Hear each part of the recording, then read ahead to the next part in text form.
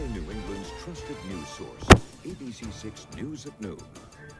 Good afternoon, everyone, and thank you for joining us. We begin with breaking news. Governor Dan McKee announcing the newest interim director of the Rhode Island Department of Health. Dr. Utpala Bandy will take over for Dr. McDonald.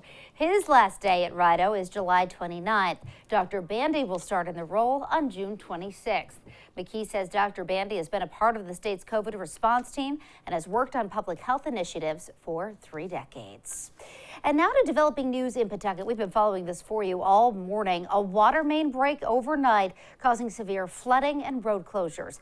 And now as crews work to clean up the mess behind, many are left without water. ABC6 News reporter Yanni Tregellis is live for us in Pawtucket. He has more on when residents can expect their water back. Yanni? Yeah, good afternoon, Doreen. Well, I'm told that residents should expect to get their water back by tonight. And the water main break, it has been taken under control. I want you to take a look here behind me as crews are working. You can see just how deep that sinkhole goes coming from this water main break overnight. Now, the break leaving dozens of residents in the area without water and leaving millions of gallons of water spreading all throughout the city.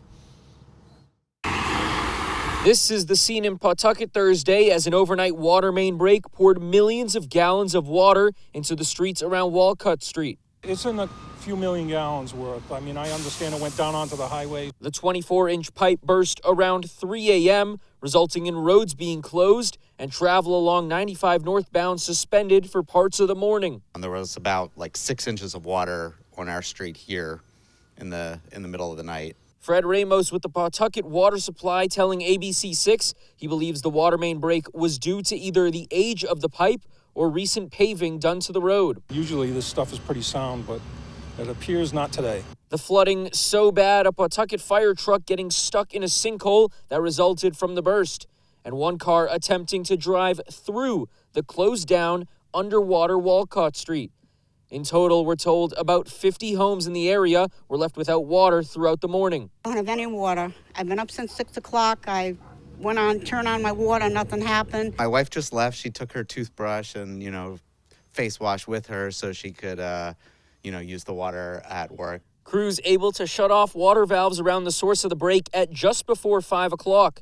And the flooding quickly subsiding from there. Cleanup efforts now underway to take care of the remaining debris and mud. Then from that point on, it's pretty much cut the busted pipe out of the way and get a new piece of pipe put in. The road expected to remain closed throughout Thursday, and water should be back by the night. I love pasta, so hopefully we'll be ready for spaghetti tonight. You'll have your water back.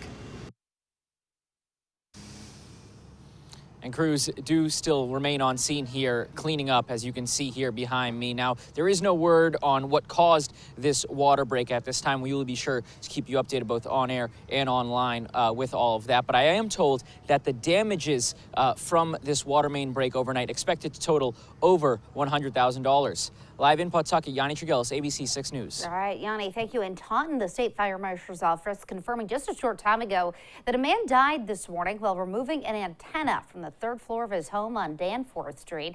The antenna hit a power line, electrocuting him, also starting a fire. He has not yet been identified. Lincoln police investigating a DUI crash on Breakneck Hill Road. This was around 2 this morning. Police and firefighters closed off the road for nearly an hour. Lincoln police confirm one person is in custody. The airbags did deploy in the car, which had significant front end damage. It was towed away from the scene.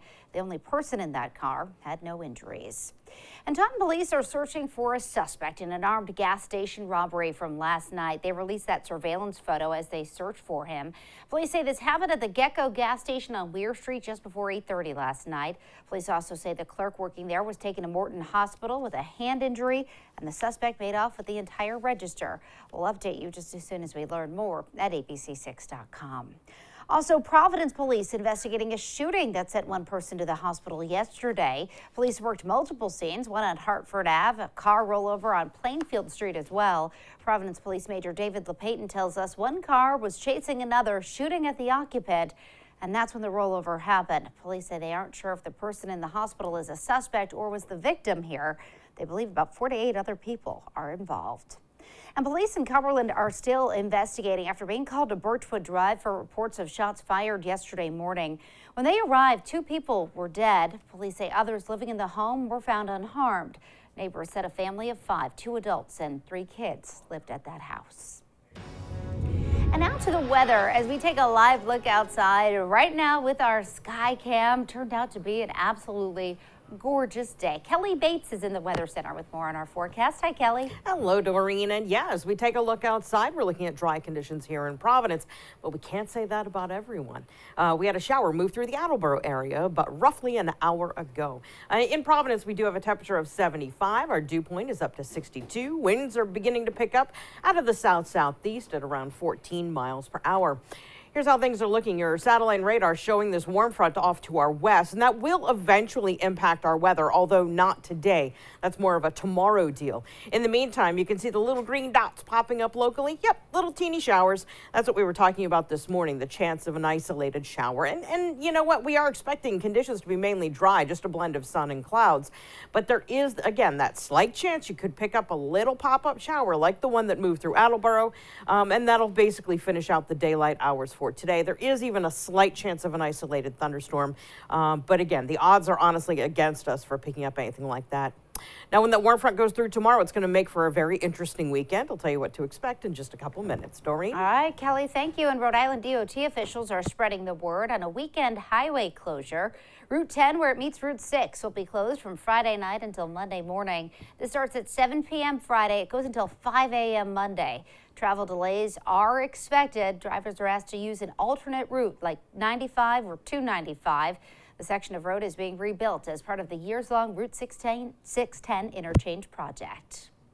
And now to political news. Governor Dan McKee's office says he will sign a bill granting people living in the state illegally driver's privilege cards. The state legislature passed a bill allowing that yesterday. The card cannot be used to vote or for valid identification. 17 other states have similar laws, including Massachusetts. And KSNP Law is expected to file a lawsuit against the state of Rhode Island over the legislation that bans high-capacity magazines, only allowing up to 10 rounds of ammunition. The Providence-based law firm originally sent a letter of concern to the House on June 10th, arguing the bill violates constitutional rights by taking private property without providing compensation, especially with legislators leaving out a grandfather clause for those who already had higher capacity magazines. That bill just passed the General Assembly last Friday. The governor signed the bill on Tuesday. This isn't just about guns. It's not about magazines. It's about individual property rights.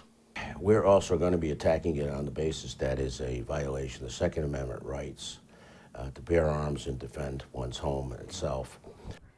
We did reach out to the Attorney General's office about the potential lawsuit, to which they responded, quote, "Should the state be sued here, we are confident we will be able to defend the law."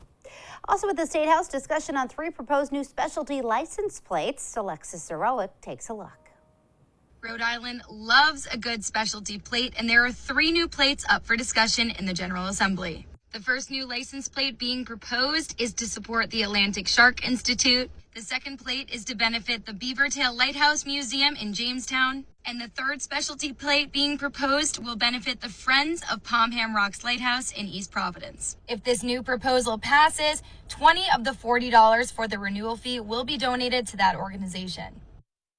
All right, thank you, Alexa. Still to come here at noon, watching the Supreme Court. Landmark decisions expected anytime. Plus, after weeks of mounting pressure, the school police chief in Uvalde placed on leave. We're going to have the latest from Texas. And later, trademarking the word "the," how Ohio State convinced the feds to make it theirs.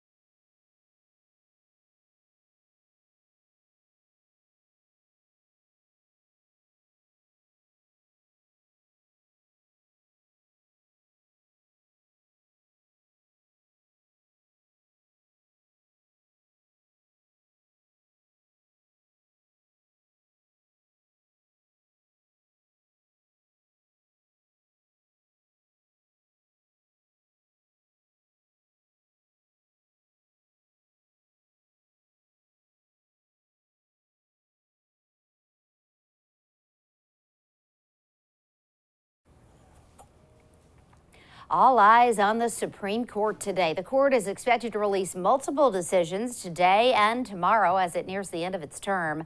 One of those decisions could overturn Roe v. Wade as the law of the land and open the door for more abortion restrictions at the state level. As you'll recall, a leaked draft of the Dobbs v. Jackson Women's Health Organization ruling has been circulating since it was provided to Politico in May. Again, that verdict could come as soon as today. And now to the Texas school shooting massacre. Weeks after a gunman killed 19 children and 2 teachers, the school police chief has been placed on administrative leave. But many feel that does not go far enough, and now a lawsuit has been filed. ABC's Alexis Christoforous has more.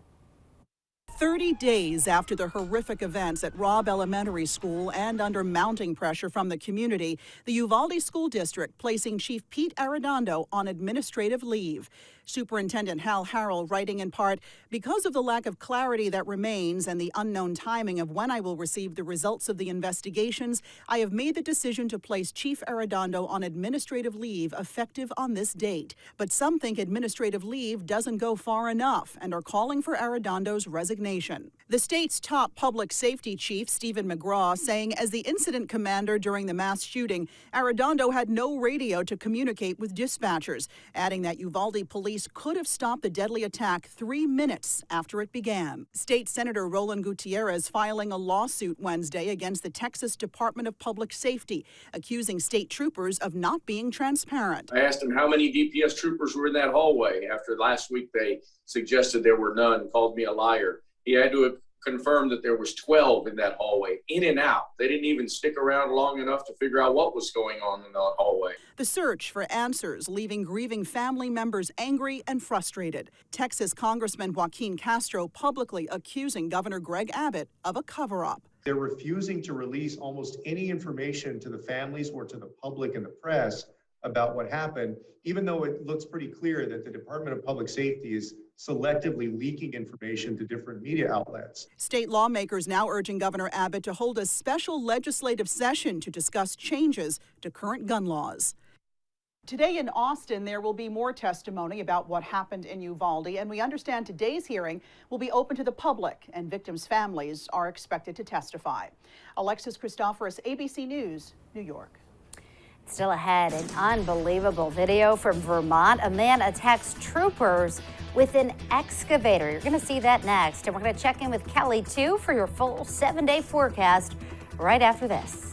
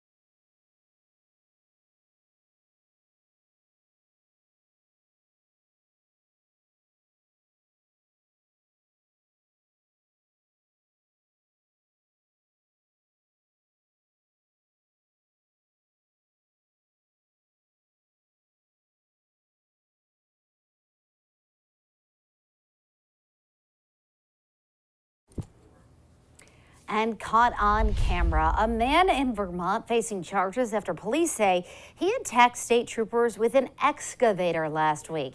The whole incident caught on police dash cam video, and in it you can see troopers attempting to arrest 24-year-old Brandon Tallman. He was wanted for burglary and assault. His parents try to stop police from arresting their son. His mother is holding on to the son and gets into a scuffle with police. Meanwhile, Brandon's dad, Wayne, then gets into the cab of that excavator in the driveway and lowers the excavator and swings it at police. It could have been, sir, turn around, put your hands behind your back. You're under arrest for an assault, and they would have just driven away. They don't have a scene or a scenario at the academy where we practice this one. Reckless endangerment and assault on a protected official. The mother is facing charges of impeding an officer. And now, your ABC6 Storm Tracker weather with meteorologist Kelly Bates. Hey there, good afternoon. We've got some puffy clouds going in Richmond. It's kind of nice to see some blue in here as well. This is one of the areas that started with some pretty dense fog earlier on, so we have seen changes. But with these puffy clouds comes a slight chance of a shower, and I'll show you more on that in just a second. I wanted to show you how nice it is when we do get the sun through, because it helps to bring these temperatures up. We're now well into the 70s across the region, 75 right now in Providence. We've got 73 in Killingly, 71 in Westerly.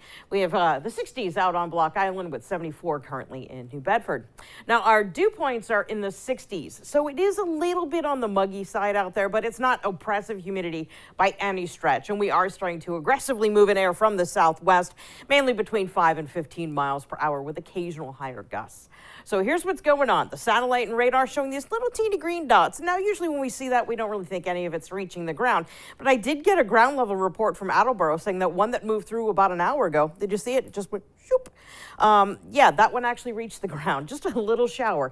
And that's what we're talking about. A chance of a very brief shower could pop up this afternoon. There is an outside chance of an isolated thunderstorm. The chance is really, really small, but like these showers, the chance is there, so I can't take it out of your forecast. Now, this warm front off to our west will eventually come through. Not today. This is for tomorrow. It's the same front that was here yesterday morning that got pushed back. Now it's going to come on through, but it's really slow moving at that. So tomorrow we do have a slight chance of showers in your forecast too. But it's what's behind the warm front that takes us into the weekend, and it's a warm front for a reason.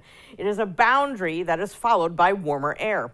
So that's our process as we go to today into tomorrow. A couple of transitional days that gets us to that warmer pattern for the weekend. So our futurecast shows, again, a chance of some showers popping up with those puffy clouds and moving on through. No washouts are expected. But yeah, if you are outside and you're like, hey, wait, is that a raindrop? Yeah, probably. That brings us to the overnight tonight. We'll see a couple clouds, and then again tomorrow with that warm front coming through, that will give us the chance of picking up a stray shower. Warm fronts don't typically, they're not big thunderstorm makers, so I'm not expecting that. But yeah, the chance of a shower. I wanted to mention half an hour before sunup time tomorrow is the peak of this rare alignment that began on June 3rd. What is rare about it is that the planets are expected to line up in order from the sun. Now, this hasn't happened since 2004, and it's not going to happen again until 2040. So our view looking towards the east-southeast, starting on the horizon with Mercury and then Venus, Mars, Jupiter, and Saturn, should line up pretty nicely. And again, the time for that would be half an hour before sunup. There is a question whether or not we're going to have clouds around at that time, so it really is a roll of the dice as it stands right now because of that silly warm front that's just stuck to our west. It's just keeping things unsettled, you know. So a blend of sun and clouds for today, mainly dry conditions. Temperatures will be topping out about 5 degrees warmer than where we are right now. Our extended forecast looking ahead shows the heat and also the humidity that we're expected to pour in as we look to the weekend. So the weekend warms up, gets really humid out there. We're expecting also a cold front to move through on Monday, and that will put an end to the heating trend. But this weekend will be pretty oppressive for folks who are sensitive to high heat, high humidity. Might want to check in on your elderly friends and relatives. They'd love to see you anyway. And also keep an eye on the little ones too. Make sure they don't stay out in the sun too long. Yeah, really excellent advice. Because, yeah, this is some of that heat that we really haven't seen in these last couple of weekends. Right, Yeah. and it's 2 consecutive days, very uncomfortable for sleeping in the overnight. Yeah. But yeah, as long as we keep an eye on each other, we should be just fine. All right, you got it, friend. Thanks. Still ahead, a Maine business facing backlash for a racist sign about Juneteenth. We'll be right back.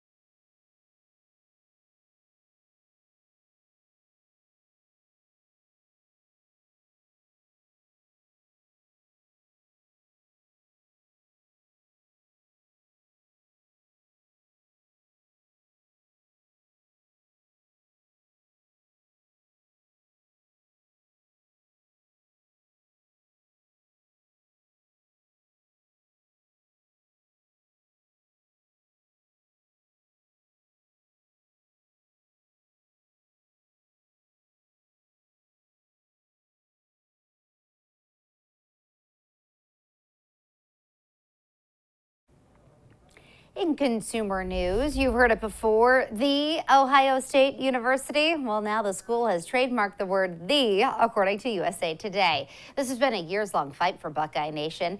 In 2019, the U.S. Patent and Trademark Office initially rejected the application, saying the word was ornamental. And the university spent months justifying to the Patent Office how the word "the" is part of their brand recognition. So you can now expect to see "the" on the t-shirts, hats, and other athletic attire. Well, Progressive and Allstate ending their relationships with an insurance agency up in Maine, all because of a Juneteenth sign. Harry E. Reid Insurance Agency posted a sign on their door that read Juneteenth. It's whatever, we're closed. Enjoy your fried chicken and collard greens. Both Progressive and Allstate said the sign violated their commitment to diversity, equity, and inclusion. The insurance agency is located in Millinocket. The town council chair said it was unacceptable to make light of Juneteenth, which commemorates the emancipation of slaves in the U.S. When we come back, we're going to check back in with Kelly Bates with that afternoon forecast. Stay with us.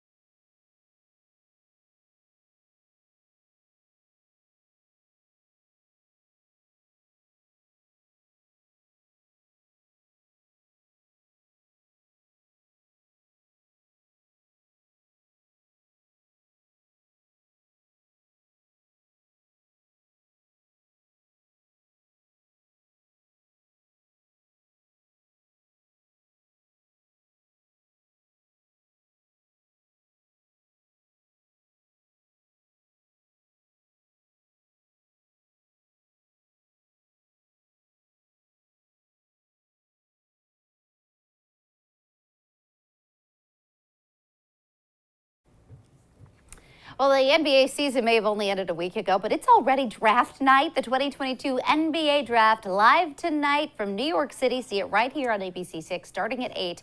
Just so you know, the Celtics' first pick as of right now isn't until number 53. So it might be a long night for Celtics fans.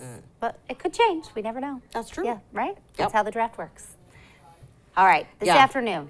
Blend of sun and clouds. Okay. There is a slight chance of picking up a little brief shower or possibly even a thunderstorm, but I really do suspect most of us will see this as a dry day. Blend of sun and clouds, 77 for today.